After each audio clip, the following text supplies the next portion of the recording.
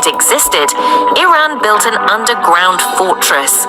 So deep, so fortified, that the men who built it believed nothing on earth could destroy it, but they miscalculated. So imagine you built a bunker, having it in mind that there's nothing that can destroy that bunker, without knowing that when you are building a defense, your enemy have sent spies to check the strength of your defense, the strength of it. And why they check your strength, the strength of that defense, they build something to counter it.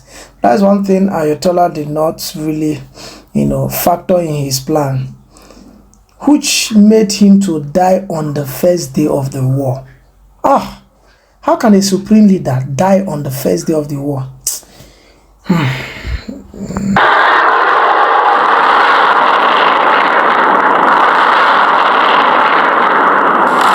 This wasn't a shelter. This wasn't a reinforced room. This was a city beneath a city, stretching under entire streets of civilians. A city, I love what she said. A city beneath a city. Imagine building a city and you build another city under it. That is bunker. That is bunker. A city beneath a city. In Tehran, hidden entrances, wide corridors, command chambers built for one purpose: to let Iran's supreme leader run a war from underground while the surface burned above him.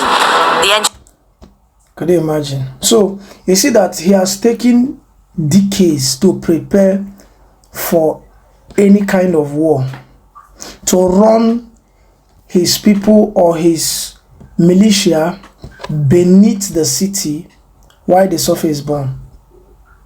But on the first day of the war, before he got to his bunker, he was taken out. Okay, that's too bad. Wherever he is now, I know he'll be asking for a second chance, like, let me just return and rewrite my mistake, but it's too late. It's too late. Engineers calculated the worst case, asked the hard question, how many bombs to break through, built it to survive that number, then built it stronger. For decades, it kept its secret until it didn't. 3 Israeli intelligence units were given the problem. Unit 8200, Israel's Signals Corps, one of the sharpest on Earth. Unit 9900, specialists in visual intelligence, geospatial mapping, seeing what cannot be seen, and the IDF Intelligence Research Division. Putting it all together, they didn't just find the bunker, they rebuilt it from the outside in. Entrance by entrance, passage by passage, and room by room, until they knew it better than the people who designed it. Imagine, just imagine when your enemy, these Mossad people, this Mossad, they are really good at what they do. Imagine they had to study the bunkers and all that. This is one of the things that in as much that what Ayatollah did, preparing himself against his enemy, that's quite good. But as someone that has enemy around, should not just build a defense. And you don't just go and build a defense. It's good to build also offensive ammunition. I know he builds offensive ammunition, but if you check, he do sell them to Russia. He's very good. His militia, they are good at drones. And if you remember Ukraine war, Russia, he was selling a lot of drones to Russia. You understand? But he never knew that war would come. He never knew, even though he knows, but he never knew the day it would come until it came as a surprise. It was a surprise attack. He was saying a lot of things, if America comes against them, they will retaliate, they would, but he didn't know the day it will come. The war came. Trump came like a thief in the night, because on Saturday he just entered and took out the supreme leader. That's too bad. Map was complete. Israel moved. Ayatollah Ali Khamenei ruled Iran for 36 years, outlasted 8 US presidents, survived sanctions that crippled his country, buried his enemies. He built the Revolutionary Guard into the most feared institution in the Middle East, commanding the military, the missile program, a shadow economy worth hundreds of billions, 3.5 decades of threats. Khamenei didn't blink. The bunker was the physical expression of that certainty. Whatever you throw at Iran, we survive. During the opening strikes of Operation Epic Fury... You see, that's what I'm saying. So they built a defense that whatever you throw, they will survive. But they did not know that even their enemies studied their defense to know the strength of it. And they went and built something that can bring down whatever they have built. So Iran was not really on the offensive game. That's the problem. They were not really on the offensive game. If they were on the offensive game, they would have, demilitarized their enemy and also put them in confusion and all that. But they relaxed and they were just building defense all over, and they didn't know that their enemies were spying on them closely. Ayatollah Ali Khamenei was killed. He was 85. Iranian state media confirmed it. Trump announced it publicly. Tehran declared 40 days of mourning. The bunker built to save his life. He never reached it. After his death, senior regime officials moved underground and kept operating from the bunker. They assumed it was still safe. Wrong. Wrong.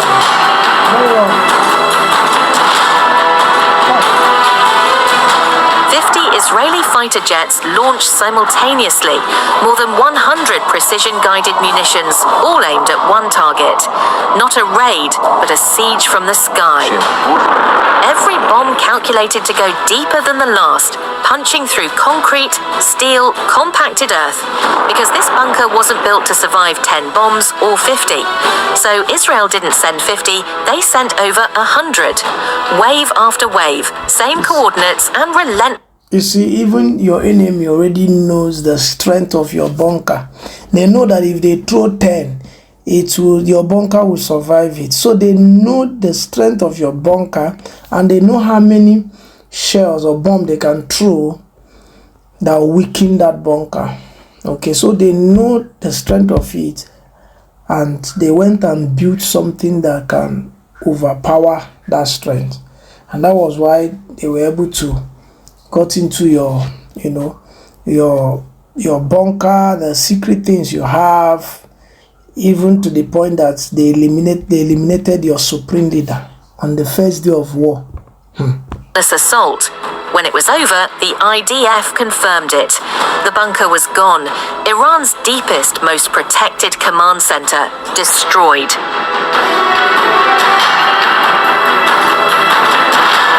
This was just one strike of many. US B-2 bombers hit buried missile sites deep inside Iran. Israel took out most of Iran's air defense grid. A US submarine sank an Iranian frigate near Sri Lanka. A drone carrier, Iran's floating weapons platform, caught... I remember when Trump was saying this, that, Trump said, we have taken all their warship, we have taken it down. They don't have warship anymore. We have taken everything down. Their airspace... America, US, Israel are in charge of their airspace. Oh God. So you see, when you build defense and you don't consider having this offensive strategy, no matter how strong your defense system is, trust me, your enemy will still penetrate. One thing with Israel is that they have Iron Dome, which is their defense system. They have defense system, but check them. They're always on the offensive. They don't even wait for you. If you give them signal that you are going to attack them and all that, they go after you. Once they see that you're a threat, they will begin to go. They will plan ahead and go after you. So they're always on defensive and offensive. So that is one thing I can say that the Iranian regime did not try. They were always on a defensive game. They did not understand the offensive game. They did not understand it at all. fire in open water. Iran fired back. Missiles and drones at US bases across Kuwait, Qatar, Saudi Arabia, Bahrain. This is not a confrontation. This is a war. The bunker was the regime. See, this is not a confrontation, it's a war. Imagine on the first day of war, the only thing you could do, your first offensive attack was, you know, to your Muslim brothers. You are attacking them, and you see, to tell that it's you people do not have plan for offensive attack. There was never a plan for that. The only plan you people have is defensive. That's the only thing, defensive plan, no offensive plan. That is where whenever you go offensive, it is always calculated as, you know, as someone that doesn't have a plan at all. How would you go and start attacking your Muslim brothers all over the East and all? It doesn't make sense. It doesn't make sense at all. It doesn't make sense. Start attacking them, and now your Muslim brothers are after you as well. They are already after you. So you see, throwing missiles anyhow without, you know, without proper calculation. So I think if there will ever be next time, but if at all there is next time for you people, learn also to be on the offensive side. Okay, please do well to subscribe to our channel. You know, just do well to subscribe to our channel. If you have things to talk about, maybe if there is a different analysis you have on this particular stuff, you can comment. We can rub mine together and have a healthy discussion as well. Thank you.